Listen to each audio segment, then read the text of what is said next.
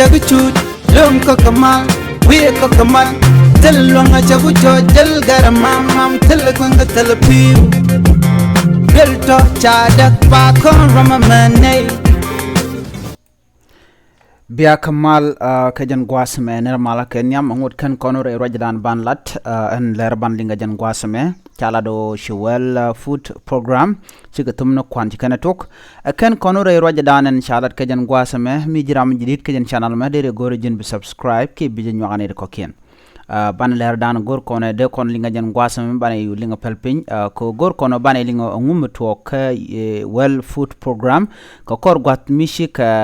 kwanti kana kapchong ko cha kwancha de kef native consular refugee tin chenga kemne eneme jan Läär dana shala chumenen yana mokan tarbiya to ken konen jent nanga kwan an gwaza dana sha kwancha tu ka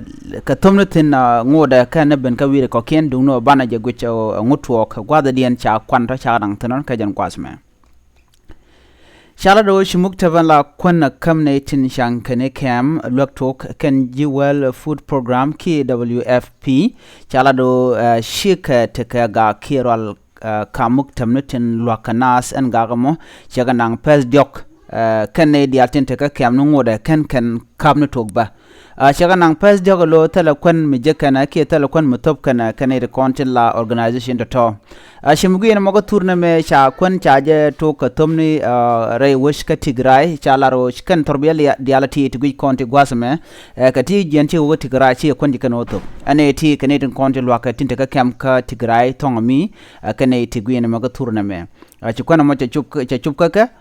ne mo kwaje la rech ne ka changa bangwan ka jan pai badak me jan shi kwan mo cha chup ka tongmi mabu kon gwasame shitke camp pinyido tarpam jewe ke asosa kene ti ngoda kan kan to ka jeg ndo dan kan to ka jeg je ngoda shala do dongde ko konde kan to ka gwasan tiak ci ko roja dan shalat ko dong ke jen jogame wona tana dongde ko konde kan to shalat no ko tam shik neten content ka rol kam ni kiana shikan konji kan to ka tomni ka jen gwasme rol dana to to ka jen tay dan shagu jo dongte ga ne ti shik konji kan kwal shikan to guardian mo ci ral mo to ko nono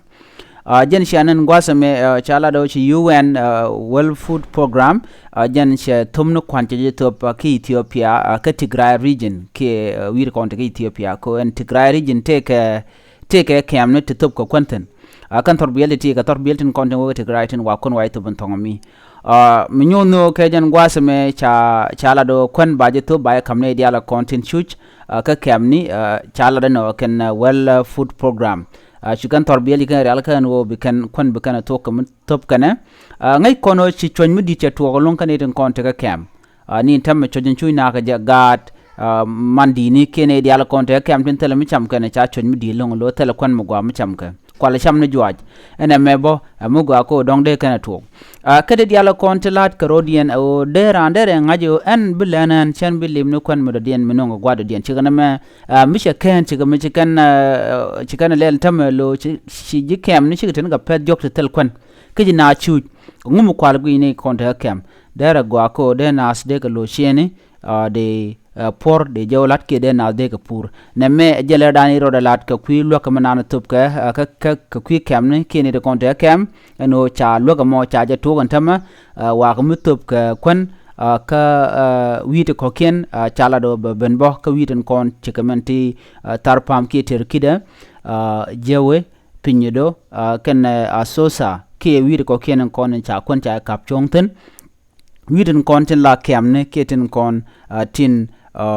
tenere kon lwaka tegaten ne meje la dande yel ngan gwasmo cha kona mo cha tok ci well food program ci kan tumno kwan ci kan tok me jiram jidit ke jen channel ma gore jin bi subscribe ke be nyane ko ken ko gor kono wode Läär de kan ogonte ko ken den kon gor kon ke de ko tin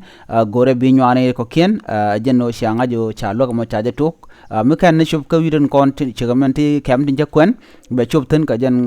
jogo be ki ko jogo mi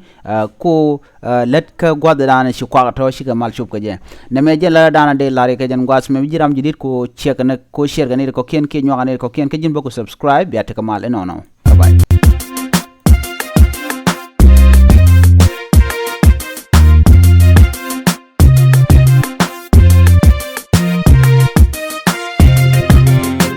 chaguchut lum kokamal we kokamal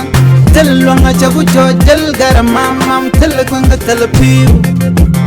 Belto chadak pa kon ramamane